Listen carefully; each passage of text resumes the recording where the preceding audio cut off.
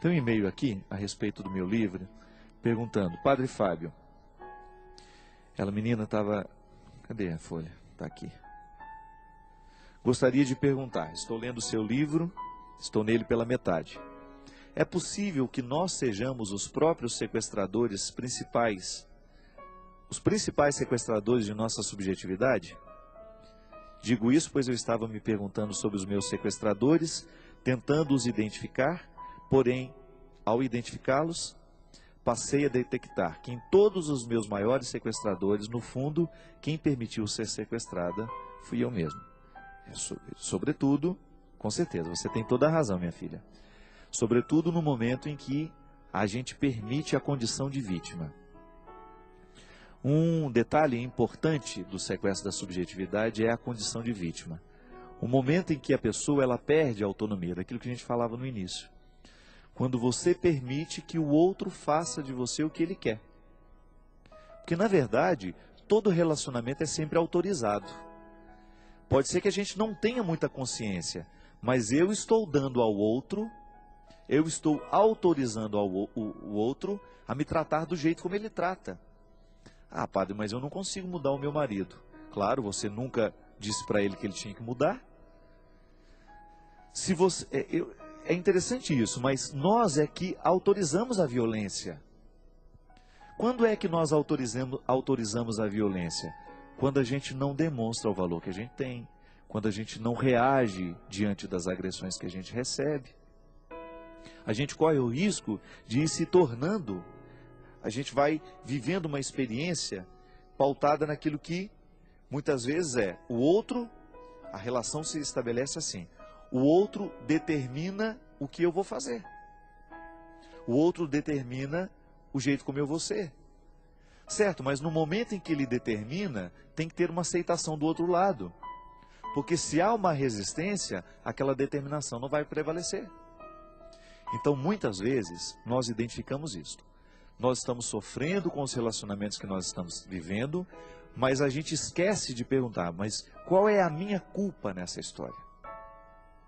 E aí o sequestro da subjetividade é uma autorização que nós damos. Quando você permite que o outro lhe trate do jeito que ele bem entende.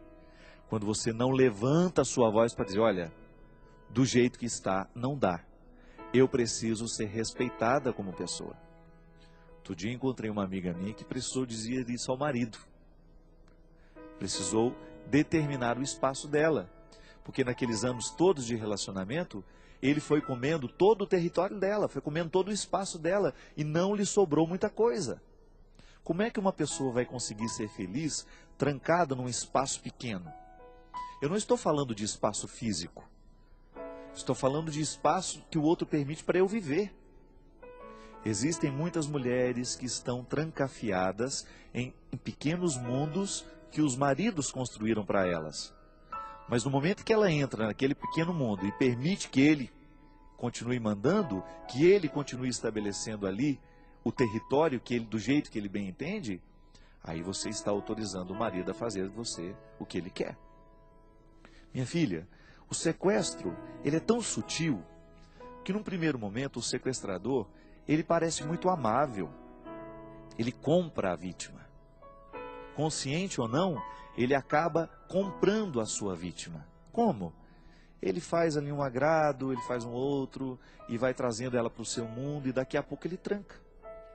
E aquela pessoa já não sabe mais viver livre, aprendeu a ser trancada. Não sabe mais o que é ser livre. É o que fala a música. Se no sequestro da emoção perdeste o próprio coração, recorda-te que Deus te fez para a liberdade. Essa notícia é boa. Você não tem que viver o cárcere que aquela pessoa criou para você. Você não tem que viver no cárcere que o outro construiu. Você nasceu para ser livre. E esta liberdade é fruto de uma responsabilidade. É um dom que Deus lhe deu, mas ela é também exercício de liberdade. Você tem todo dia que se exercitar nisso. Não é fácil ser livre não, dá trabalho. A gente tem que ter coragem de olhar nos olhos e dizer, existe um limite aqui. Até aqui você determina, a partir de agora sou eu. Eu não sou a continuidade. Eu não sou a sua extensão. Liberdade, autonomia, requer isso. Você estabelecer o limite do território. Se você não estabelece, ninguém o fará por você. Não adianta pedir ajuda, não adianta pedir que o outro... Não, é você que tem que estabelecer este limite. Você sabe, se você está sofrendo porque não tem liberdade, você precisa fazer o seu processo de reconquista. Reconquiste o espaço que é seu. E as pessoas vão se assustar no primeiro momento, mas depois elas se acostumam. Agora, se você não falar nada, você vai ficar amarrada na beirada da mesa o resto da sua vida, como se fosse um cachorro. Existem pessoas que possuem o dom de nos acorrentar como se nós fôssemos um cachorrinho de estimação. Não, mulher não tem que ser cachorrinha de estimação do marido, nem marido tem que ser cachorrinho de estimação de mulher. E nem filho é cachorrinho de estimação de pai, de mãe, nem namorado tem que ser cachorrinho de estimação, não. A nossa estima tem que ser para promover a liberdade e não o controle. Ter as pessoas presas em nós não é garantia de que elas são nossas, não. Ter as pessoas do nosso lado grudadas em nós o tempo todo não é garantia de que elas estejam realmente do nosso lado. Estar ao lado é muito mais do que estar preso ali do lado. E no sequestro, minha gente, a insegurança prevalece o tempo todo no coração que está acorrentado. Mas isso pode parar. Isso pode ir embora. A gente agradece muito a Deus pelos frutos que o livro tem provocado. São muitas pessoas que têm entrado em contato conosco falando: Padre, depois que eu li aquele livro, eu tenho tido mais coragem de reivindicar os meus espaços. Que bom. É para isso que nós estamos aqui. Nós queremos promover a liberdade, porque outra coisa Deus não quer de nós. Deus quer que você seja livre e que você exerça bem a sua liberdade, com responsabilidade, construindo a sua vida de um jeito bonito, dando a ela a felicidade que ela merece, o brilho que ela precisa ter. Obrigado pela sua participação. Continuamos ao longo deste mês, juntos, com um ambiente diferente, mas o nosso coração no mesmo foco, no mesmo rumo, no desejo de fazer bem a todas as pessoas que nos acompanham.